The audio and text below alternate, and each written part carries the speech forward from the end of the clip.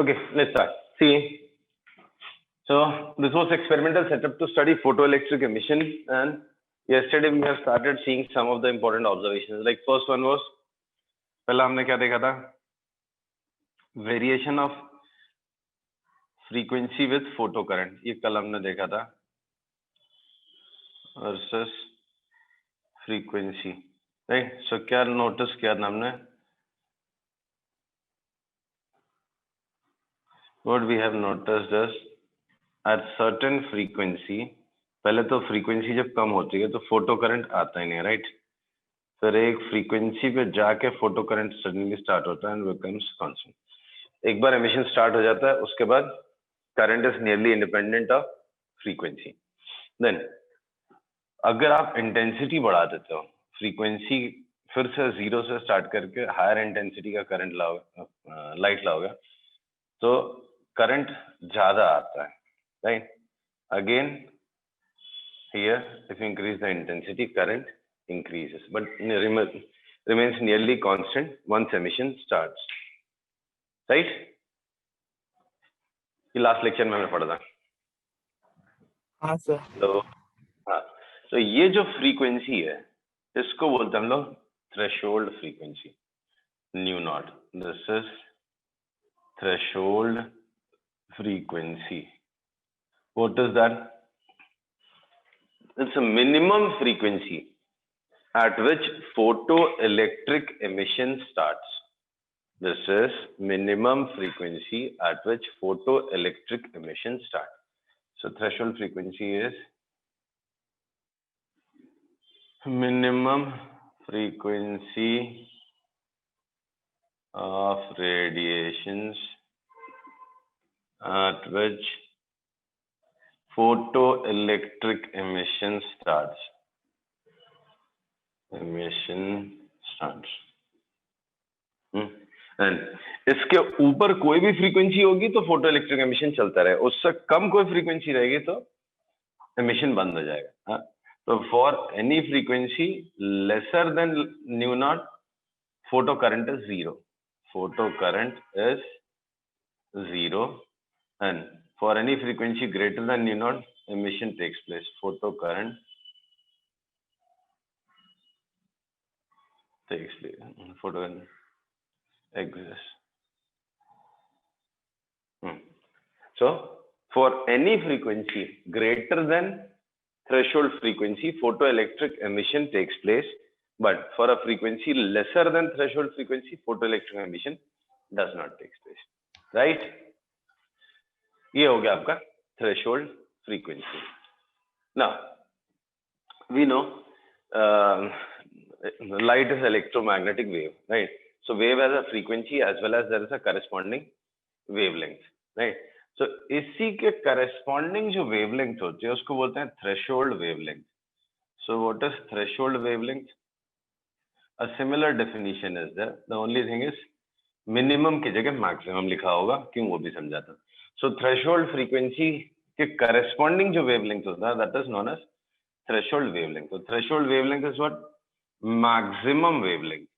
Maximum wavelength of radiation at which photoelectric emission takes place.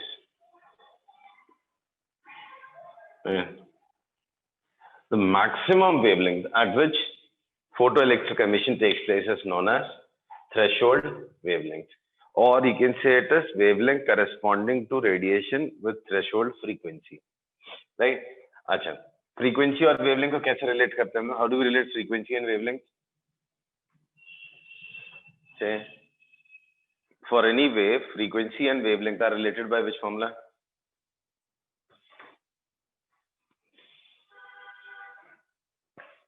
One by wavelength. Sorry? V is equal to F lambda. V is equal to C upon lambda. Correct. So frequency into wavelength is wave velocity, right? So यहाँ पे nu naught into lambda naught is equal to C, speed of light. So lambda naught is equal to C upon nu naught, or nu naught is C by lambda naught. right? So this is the relation by which frequency and wavelength are related. तो यहाँ पे देख लो आप, frequency is inversely proportional to wavelength. तो हमने लिखा था minimum frequency, तो वही बन जाएगा maximum wavelength. Minimum frequency at which emission takes place, और उसके corresponding जो wavelength हो जाएगा, that would be maximum wavelength at which emission takes place. Right? समझा ना? ना एक और मतलब ये है कि definition जो लाइट गिरेगी जिसके लिए इमिशन होना चाहिए उसके पास वो मिनिमम हाँ। फ्रीक्वेंसी होनी चाहिए और मैक्सिमम वेवलेंथ होना चाहिए, तभी होगा। मतलब दोनों होना चाहिए, ऐसा वर्ड गलत होगा। मतलब मिनिमम फ्रीक्वेंसी है, मतलब करस्पॉन्डिंग वेवलेंथ मैक्सिमम वेवलेंथ है। इनवर्सली प्रोपोर्शनल नहीं दिख रहा है। Lambda naught is what, c by nu naught. Minimum possible value अगर इसकी बोलेंगे तो उसके करस्पॉन्डिंग जो ये वैल्यू होगी तो उसको मैक्सिमम पॉसिबल वैल्यू बोलेंगे। समझ गया। लो, समझा ना? हाँ। सो एक और वर्ड लिख देता हूँ, पहले भी डिस्कस किया है, क्वेश्चन भी किया इसके ऊपर। वर्क फंक्शन, इनको रिलेट भी कर देता हूँ मैं, दो ये आपको आगे समझाया जाएगा, बट रिलेट कर देता हूँ यहाँ पे, याद रखने के लिए इजी हो जाता है। वर्क फंक्शन क्या होता है? Minimum energy required by any electron. Work function is what? Minimum energy required by any electron for to escape from surface of from metal surface is known as work function, right? And work function को frequency से कैसे relate किया ये आगे मिलेगा, अभी नहीं। ये प्लैंक्स क्वांटम थ्योरी है, उसमें आपको समझ में आएगा why work function is H new not. But अभी एक साथ लिख देते, याद रखने के लिए इजी हो जाता है। तो what is work function? Work function is H into new not, the new not is threshold frequency. इसका एक्सप्लेनेशन आपको आगे मिलेगा, राइट? एनीवेज, तो ये आप याद रख लो, यहीं पे एक ही जगह पे तीनों रख लो। Nu naught, that is minimum frequency at which emission takes place. Lambda naught, threshold wavelength, that is maximum wavelength at which emission takes place. And W naught, that is work function, the minimum energy required by electron for photoelectric emission, for emission of electron. And W naught is H into nu naught, where H is what? Planck's constant. Its value is 6.6 into 10 raised to minus 34. पहले भी हमने पढ़ा हुआ है, right? एक छोटा सा question कर लेते हैं इसके ऊपर। सीजियम मेटल का वर्क फंक्शन कितना दिया हुआ? Work function for cesium metal, function for cesium metal is 2.14 electron volt, right? Calculate nu naught and lambda naught corresponding to it. निकाल, बड़ा आसान सा है, सीधा फॉर्मूला में डाल दो। Calculate nu naught and lambda naught corresponding to, sorry, for cesium metal.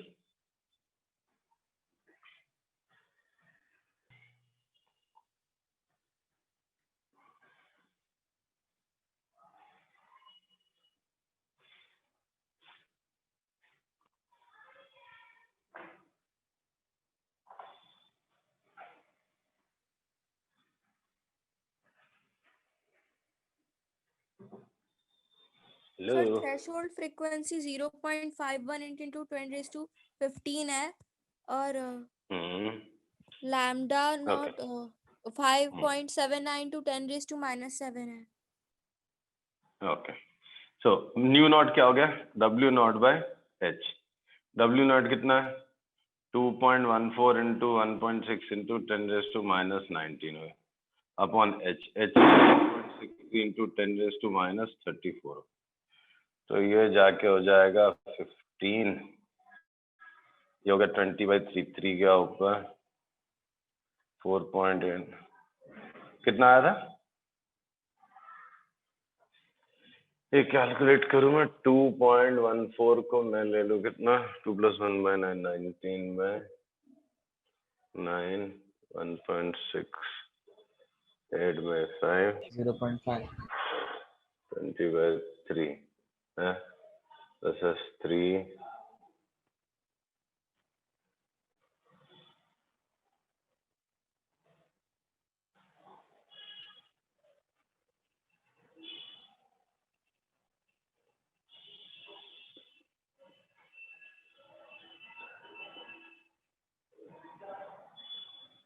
0.5 आसपास, तो 0.5 into 10 raised to minus 15 hertz, right?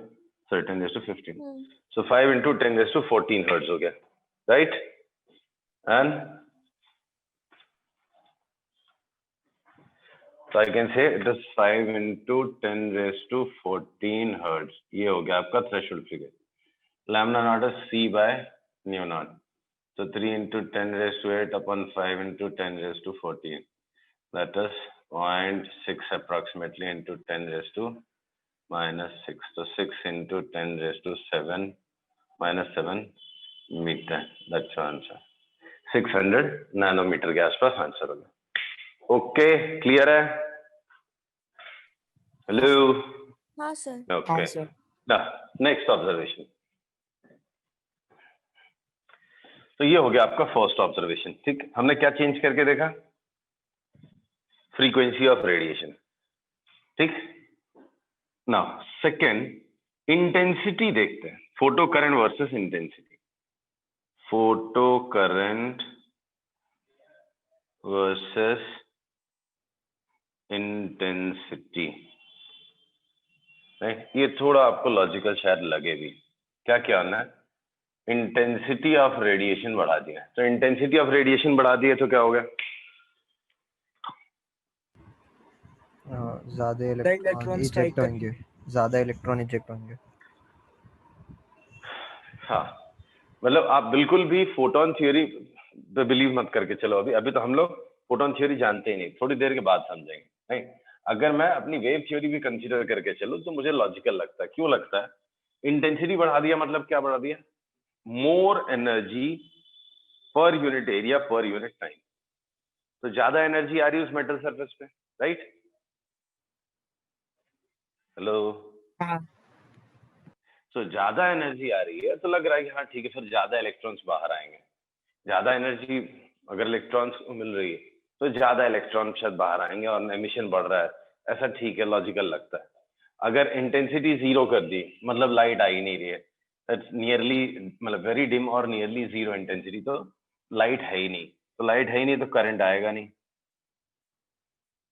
इधर इंटेंसिटी ली, इधर करंट. तो अगर इंटेंसिटी है ही नहीं तो करंट आएगा ही नहीं. राइट? जैसे जैसे इंटेंसिटी बढ़ाते जाते हैं हम, करंट बढ़ता जाता है. तो इंटेंसिटी के साथ साथ फोटो करंट इंक्रीजेस.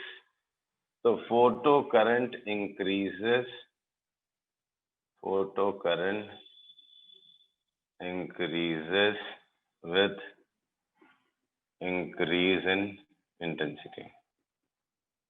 एक चीज मेंशन करना भूल गया. हाँ, फ्रीक्वेंसी यहाँ पे जो ली है ना, जो यहाँ पे फ्रीक्वेंसी ली है ग्रेटर देन थ्रेशोल्ड लिए. पता चला कि अगर लेस देन थ्रेशोल्ड लिया तो एमिशन ही नहीं होगा. तो एमिशन नहीं होगा तो फिर भले कितनी इंटेंसिटी बढ़ा दो, it's of no use. Right? Previous graph में हमने देखा था फ्रीक्वेंसी कम रख के अगर आप इंटेंसिटी बढ़ाओगे भी थ्रेशोल्ड से नीचे तो कुछ फायदा नहीं. राइट? तो here frequency is greater than threshold and then if I am increasing intensity, current also increases with it. ठीक है? हेलो? हाँ सर. तो यहाँ पे frequency is greater than threshold frequency and जैसे जैसे आप इंटेंसिटी बढ़ा रहे हो फोटो करंट बढ़ रहा है. बट मेन पंच ये नहीं है कि बढ़ रहा है, डायरेक्टली प्रोपोर्शनल है. And to surprise photo current is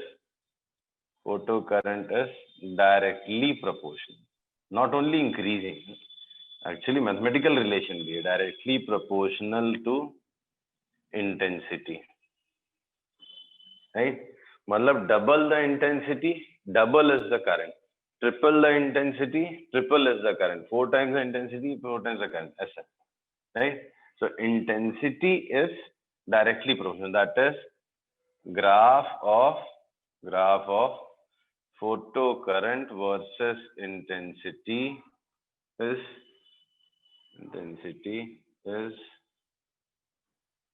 straight line passing through origin. ऐसा ग्राफ होता है, ऐसा, राइट? समझा?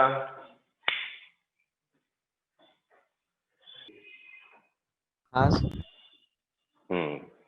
सो ये हो गया आपका variation photo current versus intensity, and this at least appears logical to us, right? भाई हमने वेव थ्योरी पढ़ रखी है, इलेक्ट्रोमैग्नेटिक वेव पूरा टॉपिक पढ़ लिया हमने अच्छे से, उस थ्योरी के हिसाब से ये ठीक लग रहा है। इंटेंसिटी बढ़ाओ तो एनर्जी बढ़ रही, एनर्जी बढ़ रही तो ज्यादा इलेक्ट्रॉन्स आ रहे हैं, ज्यादा इलेक्ट्रॉन्स तो ज्यादा करंट, ठीक है, इसमें कोई हार्म नहीं है, राइट? ओके ना, हाँ डायरेक्टली प्रोपोर्शनल इतना समझ में नहीं आएगा, बट बढ़ रहा है इतना एटलीस्ट दिखता है, ठीक ना? एक क्वेश्चन लिखता हूँ, corresponding to intensity I naught of radiations if photocurrent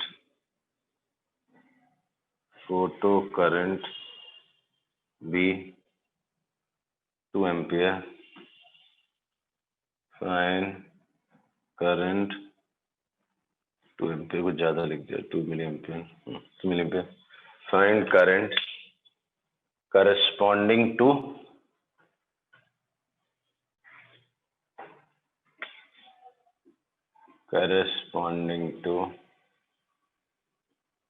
पहला 2I naught, 4I naught, तीसरा हाफ I naught। बता, corresponding to I naught current is 2 milliampere, so what will be current corresponding to 2I naught, 4I naught and half I naught?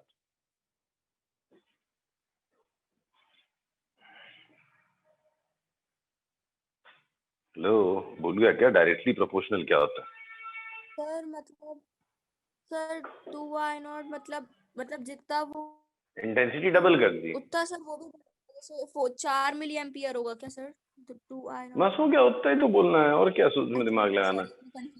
Intensity double कर दिया तो 4 milli ampere, इस पे 8 milli ampere. सवाल यह है कि हाफ करने से हाफ होगा या रुक जाएगा?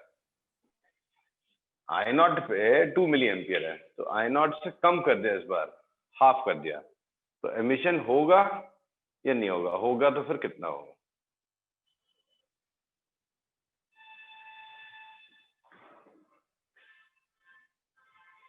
Will it be 1 milliampere or 0 milliampere?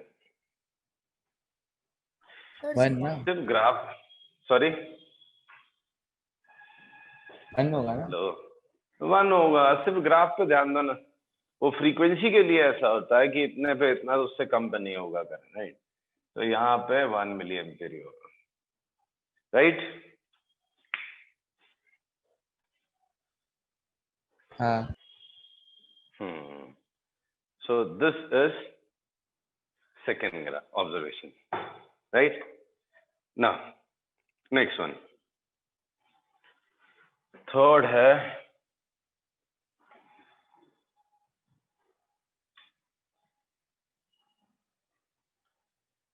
photo current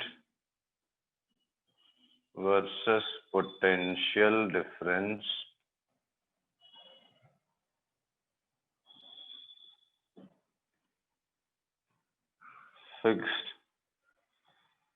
fixed frequency nu greater than nu naught and different intensities,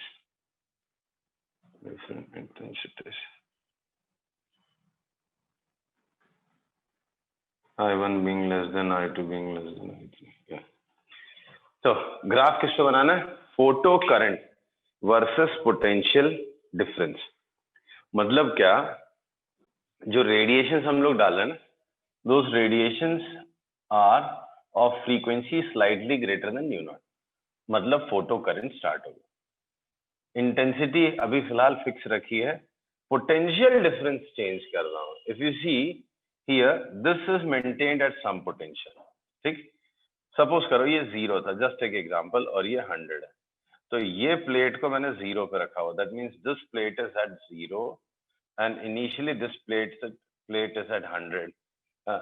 फिर इसको मैं कम ज्यादा कर सकता हूँ, इसको 0 पे भी ला सकता हूँ, इसको उल्टा भी कर सकता हूँ, इसको नेगेटिव कर दिया।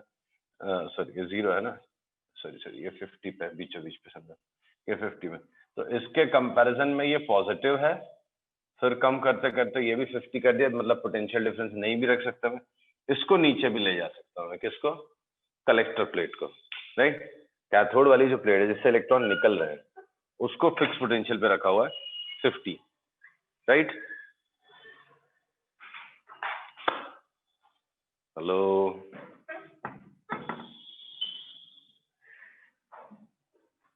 कोई हाँ, है? सर।